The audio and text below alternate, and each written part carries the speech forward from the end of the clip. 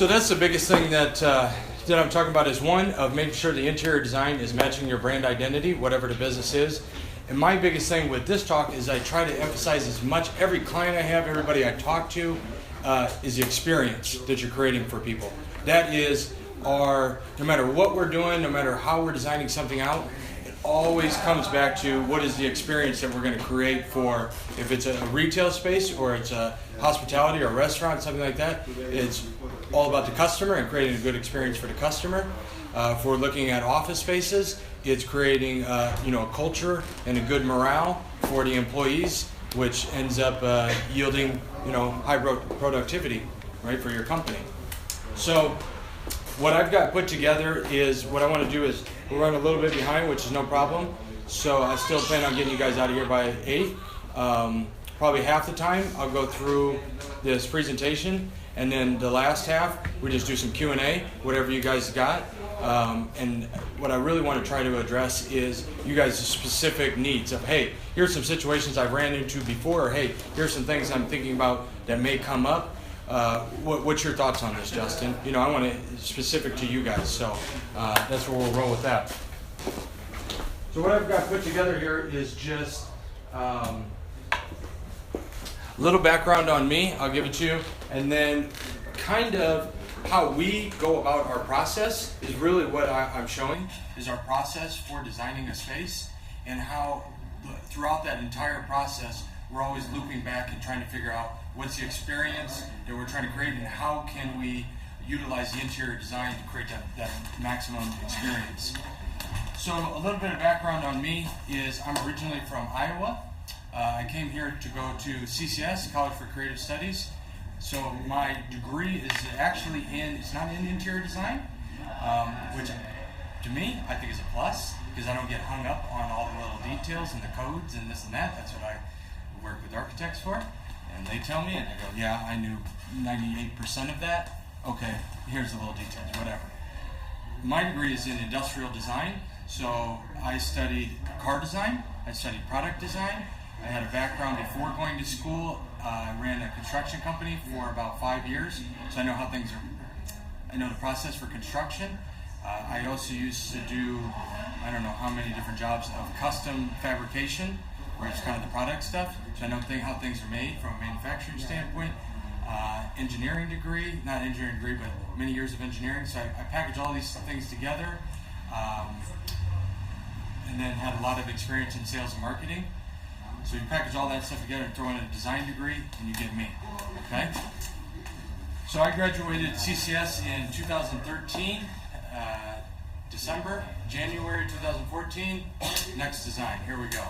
I did have my junior year, I got an internship with DuPont, and they brought me on just for the summer to design an innovation center for their office. It was a build out. It was about a $750,000 project, and they said, okay, Justin, we like you because we need some product design, we need this interactive kiosk, you understand construction, you understand interior design, and this is an automotive company tailored to all the OEMs, and you know car design. Okay, boom, you're our match.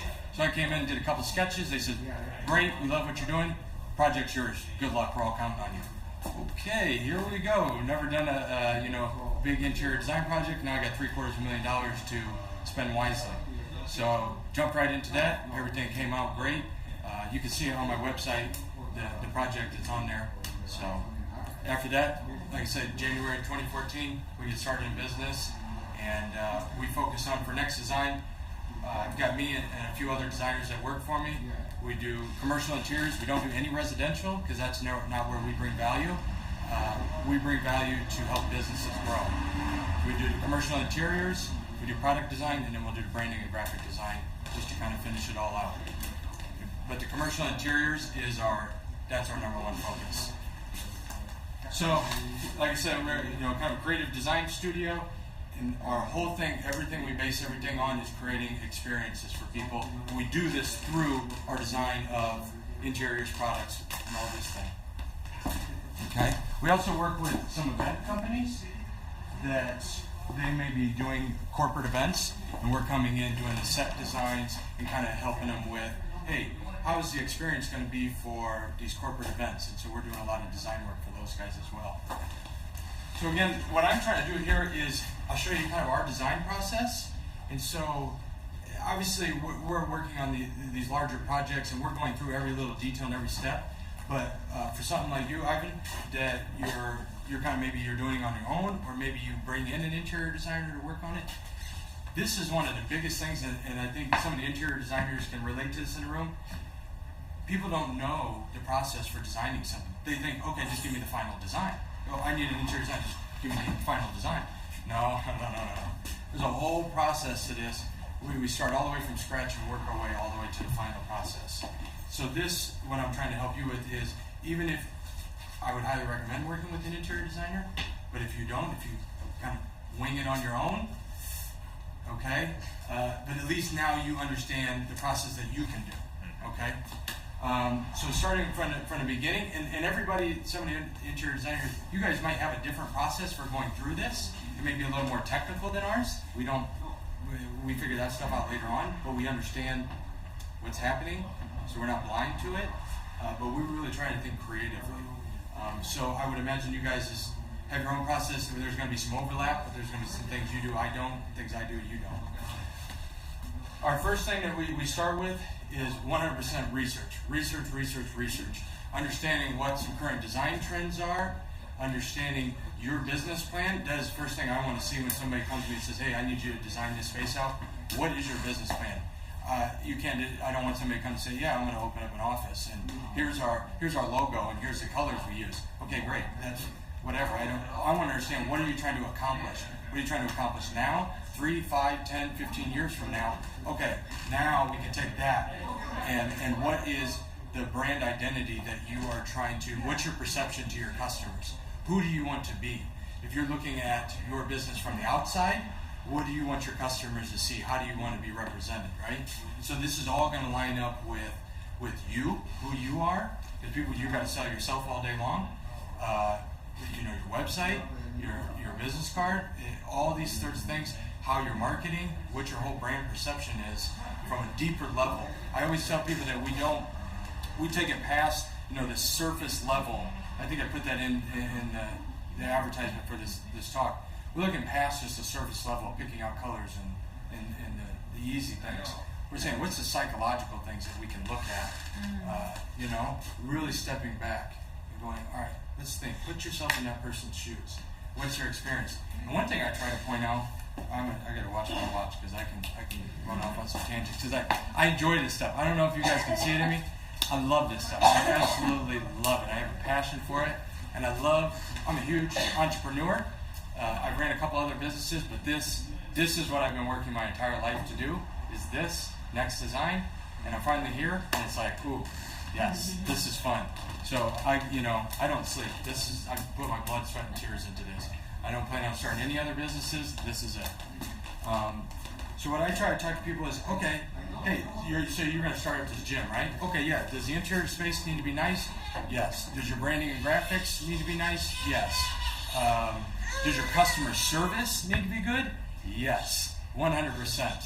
And that's an intangible thing that I can't necessarily design, but I love consulting on of the customer service and how to really bring something nice to the table, But stepping back and going all the way to, hey, how did these people even find your gym? Was it a referral? How did they find it? Okay, what's the first step when you see, oh, there's this new restaurant out? You're going to go to the website. You're going to check these people out. I need a mechanic. You're going to go, all right, so now, what is their process of getting to you? All the way to, I think deeply of, now they're driving and trying to get to, I've looked up, oh, I need to go to this mechanic, or I need to go to this whatever retail store.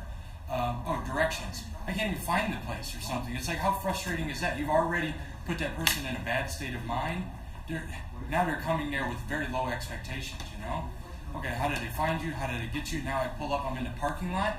Is there parking spaces for me? Am I standing in gravel? It's like these little details, like, oh, okay, whatever, But no, because each thing, it may be unconscious, but people are going, that was it. Yep, he's on my already, Think about those little things. Now they finally enter the space. You could think deeply of, this may sound weird to you guys. Before you guys come in, I clean the tables, obviously. I'm going to get a can of Febreze over here. Ooh, shh. I'm spraying the room with the Febreze. I'm like, I'm thinking about all the little five senses. All the five senses. What's the smell? What's the sounds in here? You got to be playing some music in there. Make sure that's tailored right. So, and when we do our research, we're really trying to figure out all those little things that we need to accomplish, right? Before we even put a pencil to paper. And then also, along with that, we're trying to figure out where we can use some creativity. And that's what people pay us for, is my brain. They don't pay me because I can draw. Yes, can I draw? Yes, great. They pay me for my ideas. And that's where we go, okay, you're on a budget, but this is your brand language. We're working on high end. All right, well, how can we creatively come up with some ideas to make the space look good and function well, but even though we may be on a budget, and that may be one constraint. I always say that modern design lends itself very, very well to people on a budget, because modern design is minimalistic, it's clean, it's simple, not a lot of fluff, it's not traditional, it's not very ornate. So if you can modify, or if your business is more of your brand language is more of a modern design, good. And you're on a budget, very good. Keep it simple. You see now you go to nice places, plywood tables, right? Okay, plywood table, that's dirt cheap. But when they're making the tables, they're high quality. All the edges are perfect, everything's nice and solid. You don't want something that's wobbling around. So yeah, you can use cheap materials, but do it in a quality way, right? So we'll start, we'll discover everything, do all of our research. I'm asking my clients tons and tons of questions. I want to get to know you on the inside and out. Then we'll go to exploration. We're not going, all right, hey, let's just come up with 3 designs. I might, if I've got a client, yes, I'm going to present them 3 different designs. Hey, it depends on what the project is. Bigger projects, yes, we're going to go through that. Smaller projects, okay, maybe we only do 1 or 2 designs. But as we're developing those ideas, we might sketch out and come up and write down lists, sketching, whatever it may be, 100 ideas. Now when I actually meet with the client, they're only going to see 3 or 4, because we're going to boil it down to our best ones. But we explore everything. That design school taught you, do not limit yourself to just picking, oh, here's a great idea. Oh, let's run with that. No. Yes, okay, can we build upon that? Can we build upon that? What's wrong with that? One of the things, I have this later on, and I say it, is the whole reason Next Design, where that came from. When we were in school, one of me and my good friends, he would always say, they stretch us. They want blue sky ideas. CCS, don't be coming with yesterday's ideas, they'll kick you out of class. Don't come with today's ideas. Don't even come with next year's ideas.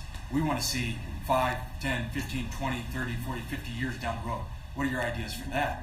Okay, now we bring them back to reality a little bit. Does that make sense? Think about those far out ideas now. How can we bring them back to tailor that they can happen today, right? With today's technology, right? So we would explore tons and tons of ideas. It could be the craziest thing in the world, but maybe there's a little piece of that we go, you know what?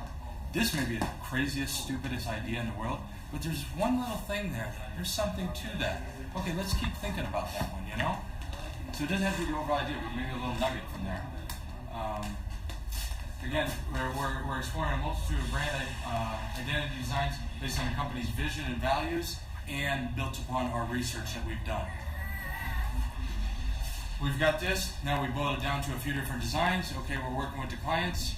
And I say working with the clients, but at the same time, if you're developing the space on your own, you're the entrepreneur, you're doing this on your own, right?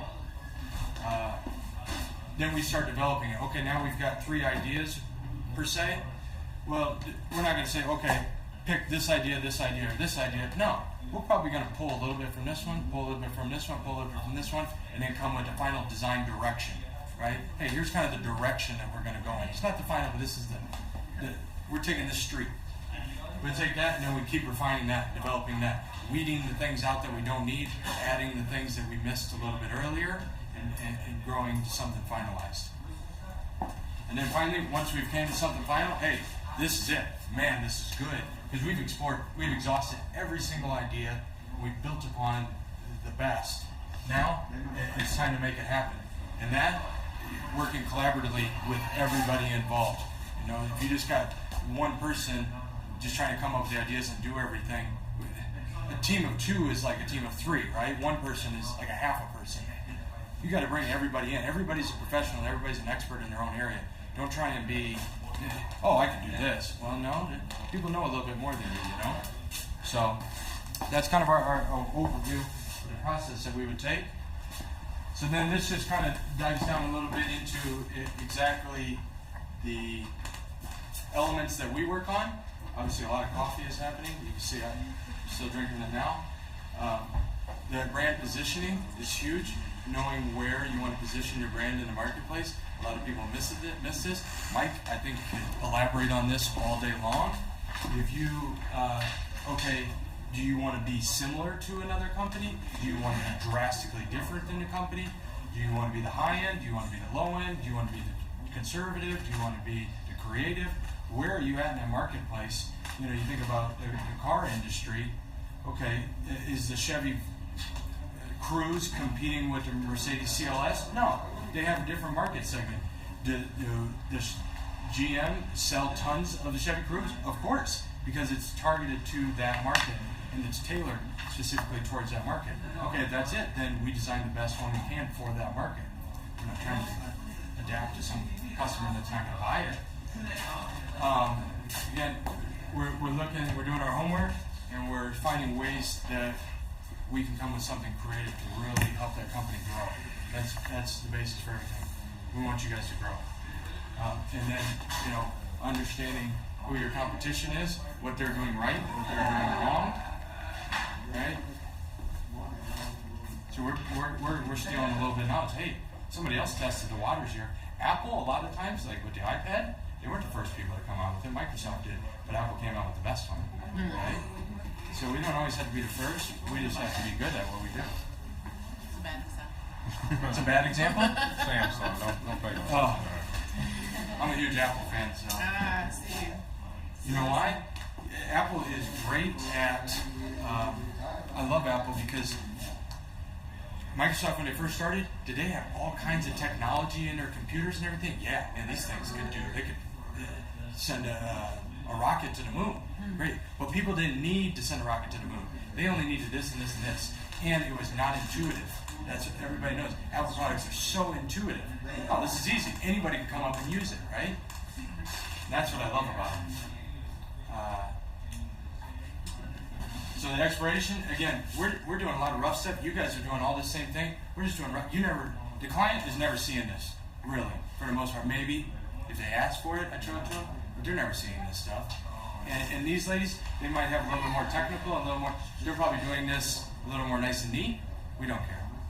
We just get loose, We don't care. We don't like to get into the computer until we absolutely have to have something nice and neat, because so many times I'm designing cars, right? When we're in school, we're designing cars. Oh shoot! I accidentally put a line here. Oh, wait a minute. I kind of like that line.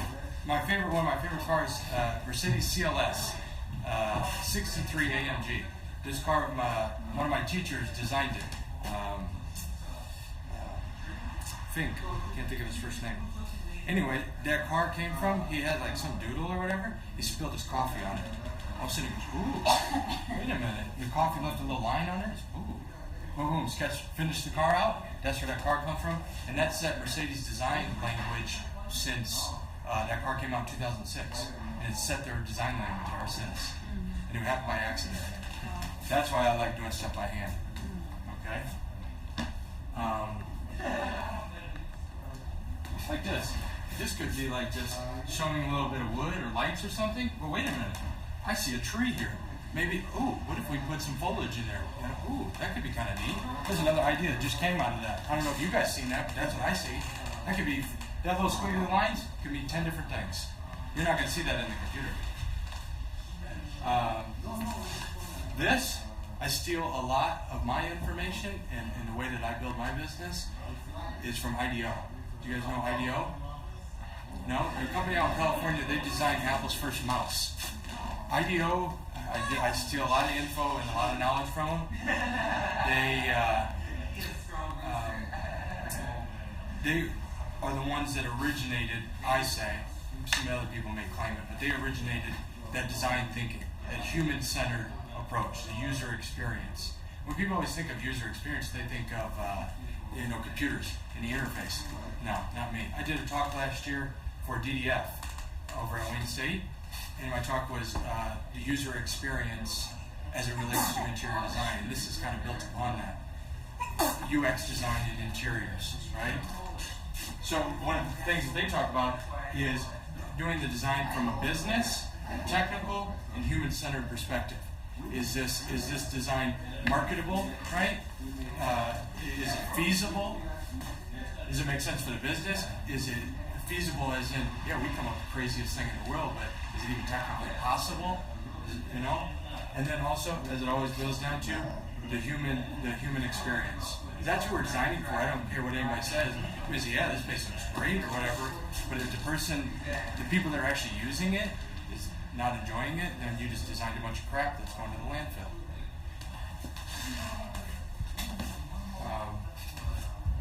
Again, we're exploring tons of stuff to find the best solution. We're solving problems. We got to predict the future. Not an easy job, right? So then we would go from those initial stuff. We'll develop it out. So now we might start moving into the computer. And you got to see, hey, we're starting with some rough stuff. And we're adding some of the details. We're working on the spatial layouts. We're understanding how the whole movement, people are flowing through there. I'm working on a salon right now. It's like the biggest thing about that salon is efficiency. They're one of their top, say, 3 value propositions is we're getting you in and we're getting you out quick, right? Okay, so that floor plan better be money. It better be good. I don't need people crossing paths. I don't need people running into each other. I need people coming in, nice fluid motion, boom, out, you're gone, right? And so we're understanding all of that first. Now we can add some of the details, right? So we'll start modeling things up, real rough, understanding it, obviously some coffee, and in the process of that, all right, we've got some stuff modeled up in the computer. Okay, maybe a couple screenshots. Now we go back over here and sketch over top of those, right? Go back to the hand drawing. We're never leaving that hand drawing. Even as we're finalizing things, we're going back to that hand drawing. And then we're going, okay, we're refining it a little bit. Yeah, this is a good idea. Let's make it a little bit better. Do we want to choose this material or this material? Well, we'll try both. We'll see how it works out, right? Goes through many iterations, pinpoint the exact fusion, like I said, the viability, feasibility, and desirability for what the company wants to do long term. I use this project here as like a case study. This is a project we did for the company MNX Solutions, our IT company down in Monroe. And I just use them as an example to walk through this, that's all. Now I break this down into 4 phases. Yes, but there may be 2A, 2B, 2C, 3A, 3B, So it's a little bit more than that, but we break it down. So then we've got something, let's come with the rendering, so we make sure that, yeah, these sound like good ideas, but now, even on paper, and it's tough on paper, just because something looks good on paper does not mean it's going to look good in reality. But this is our best opportunity to show it. Could I make a 3-dimensional model of it? Sure. Do people want to pay for that? Not necessarily. So you got to be able to understand it. And now we're speccing everything out, right? We're understanding what the materials are, what the finishes are. We're getting into the technical stuff. I'm bringing in the people that know all the answers, where I knew 95, 96% of it. And I go to them and say, hey, is there anything I'm missing here? Yeah, you're good. Okay, we spec it out, right? And then helping people implement it, right? Growth opportunities. So now here's where I get into, basically I go back through that. That's our process. Now here's how I would explain it as if you were doing it yourself. And here is what is going through our head as we do it. Now you can take this and note this. And like I said, when we get out of here, if everybody wants to either drop me off a business card or you've got mine, shoot me an email and I'll send this presentation to you. That way you've got, this is just kind of like a little 1-paragraph summary. These are your little bullet points over here, okay? So UX design is the process of enhancing user satisfaction by improving the usability, accessibility, and pleasure provided in the interaction between the user and the product / interior. UX design encompasses traditional human-computer interaction design and extends it by addressing all aspects of the product or service as perceived by the users. What's the experience we're trying to create, essentially? So again, this is, this stuff over here, you guys read this, this is what I want to hit on. We're moving from solving a problem to solving a goal. Not, we're coming into space, we got to stick some colors in here, we got to brand it. Great. What is the goal we're trying to accomplish here with our customers, or if it's an office?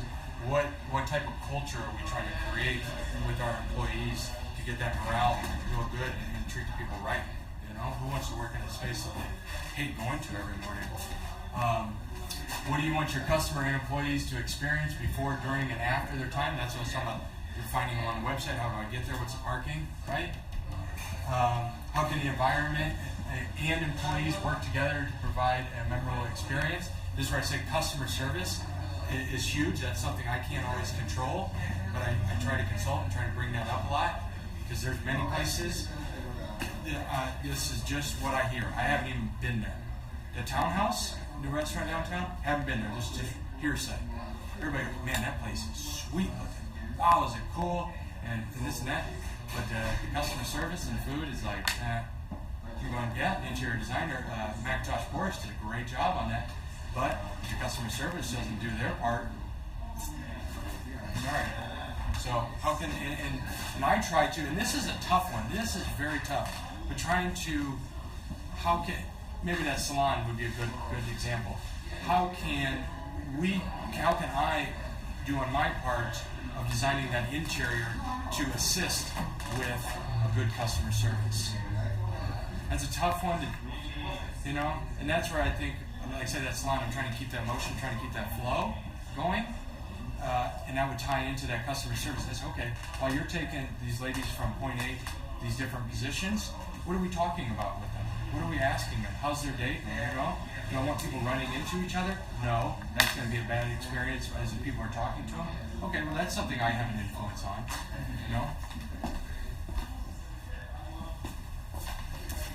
Exploration, think creatively. I know people always say that, but really, if anybody ever, you're sitting there trying to come up with some ideas, and it's a bad idea, that person, they're not an entrepreneur. They don't know what the heck they're talking about. They're not. Get them out of there. We got all ideas. Yeah, I come up with all kinds of terrible ideas. My designers go, Justin, we appreciate you trying to think creatively, but that's a terrible idea. Okay, is there anything you can take from it? Yeah, there's a little piece that we can take from it. Okay, good. I was bringing something to the table, right? But think, right? This is what I was talking about, how do you maximize your design budget? Maybe the plywood. That's just one example. How can we do that, right? This one is huge. I see people get started in business, and I had no funding. When I got started, when I opened my company, I got $4,000 in the bank. That's it. No job, no nothing. Okay, I got some really crappy website, and okay, here we go. Hopefully we can make some money in the first month or two, But at the same time, yes, was I limited on my resources? Yeah.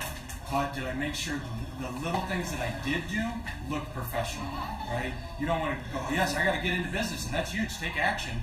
There's nothing that beats action. But know that once that brand perception gets started, it's difficult to change it. You can, but it's difficult to change it. You want to start off on a good note. Don't spread yourself too thin. If you only got enough resources to do a few things, do those few things and do those few things really right. Okay? Utilize low-cost materials. Keep it simple and flexible. Modern design, like I say, keep it simple. Flexible. Does it one thing to keep budgets down or whatever? I don't. Not everybody's on a budget, but most people have. There's a figure, and we're trying. Even if the figure is $1 million, okay. Well, I'm trying to get the most out of $1 million that I possibly can. So yes, that is a budget. Some people that sounds like a lot. It's a budget. Keep it flexible. Does everything have to be built in? That costs a lot of money to build up all these walls and do all this stuff. Sometimes drywall, yeah, it's cheaper depending on what you're gonna do. But can it be flexible? Like over here, these guys got this the little storage bins, right? We need a wall. We need a divider. Okay, but maybe we want to change the space up after a year or two, and that's double feature. Now we're creating a privacy, but we're also now we have a storage unit. So keep it flexible that you can change it over time, because I hope everybody knows that just like a new phone comes out every year, things are planned obsolete, right? Things are changing constantly, and if you can't stay up with it, you're going to fall way behind. So you got to keep updating. You don't have to redo everything, but you got to keep updating. Spend money where it brings value. Don't spend it on fluff that it's not going to bring you any value. Yeah, man, that carpet, bear skin or bear fur, man, that thing looks sweet. But is it really going to bring a whole lot to the table when it costs 10 grand? No. Can we use that 10 grand somewhere else? Think wisely about where you're spending your money. Again, quality over quantity. Do we want to stick a million tables in here because whatever? Think about where you're spending the money, doing things right, and not just cramming this place with a bunch of stuff to make it look good because it's going to end up looking not good. Some people, if they're doing an office space, they may solicit sponsors, or if you have a retail space, pay somebody else, and you're going to sell somebody else's product. Hey, we're going to sell your product. We can give you some promotion. We can do some marketing for you. Would you be willing to donate some money to help, get us rolling? So don't always think, okay, I have to come up with all the money. People pay for marketing. And it's easy for you. It's just time. And then create a culture. That's huge for an office or even a retail space. Even if it is a hospitality or restaurant. Creating that culture that people are happy to be working there. You don't want, even a restaurant, you don't want to go in there and people, what do you want to eat? That's not good. So how do you keep those people excited about their work? With an interior, if I'm going to DuPont, very good business, been around for 200-300 years, right? Their office, these people are sad to work there. There's gray cubicles up to here, walls in 1980s artwork everywhere, and fluorescent lights, and people are like, can I work from home?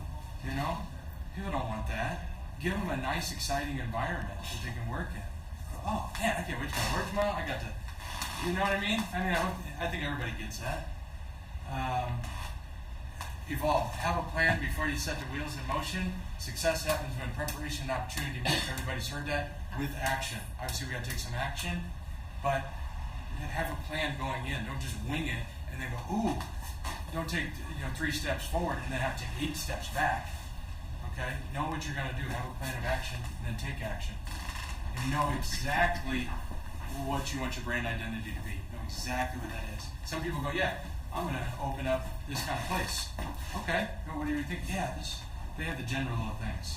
But no, I want to know who do you want to be, right? And what do you want the customer's experience to be as they, interact with you in your company? Do your homework. Try, fail, adjust. That's standard for any entrepreneur. Try something. If you're just standing there waiting for your ducks to get a roll, and that's why I'm hesitant on saying this. Yes, you must take action, but take some action. You're going to fail. That's going to happen no matter what. And learn from it. That's where a lot of people, I think, make mistakes. They might try something and go, ooh, that really hurt, and then they keep doing it. No. Let's step back and think about what you did wrong there. Learn from it. That's how you build. Did I say what this was? I said I started this company. So next, right? NXT. I'll show you where that comes from. Is when we were in school, we're doing all these sketches nonstop, just draw, and we're kind of come up with these creative ideas and everything. And my one good friend, he's cracking up. I go, ooh, Jay, I got this really good idea. What if this car, like the wheels like folded under, and it did this and did that? And he goes, yeah, that's a good idea. But what's next? What's after that? And I go, oh, well, it could do this, and it could do this. He goes, yeah, that's good. Now what's next? What's after that? And I'm going, Jay, I got you out there like 15 years from now. He goes, yeah, well, what's after that? What's next? I'm like, all right, well, it could do this. And it's like, that's what I want. I want people to think, okay, what's next? What's after that? Yeah, it's a great idea, but what's next? That's where that came from. The E got removed because we're minimalist. That's it. We're minimalist. You don't need the E. You know that's where it is next. Do I have to tell you that? That's where the name comes from. And I said, that's good because I want to always remind myself, yeah, Justin, that might be a decent idea, but what's next? What's after that? Again, like I say, people pay us for my brain, not because they can draw. Think long term. This is the business part that I really emphasize. Yeah, you might design, and if you're going to invest a couple $100,000, $1 million into a space, yeah, that space may look great today, but I don't foresee if you're investing that much money in there, you're not going to completely redo it in 5 years, right? So what do you think that space is going to look like in 5 years?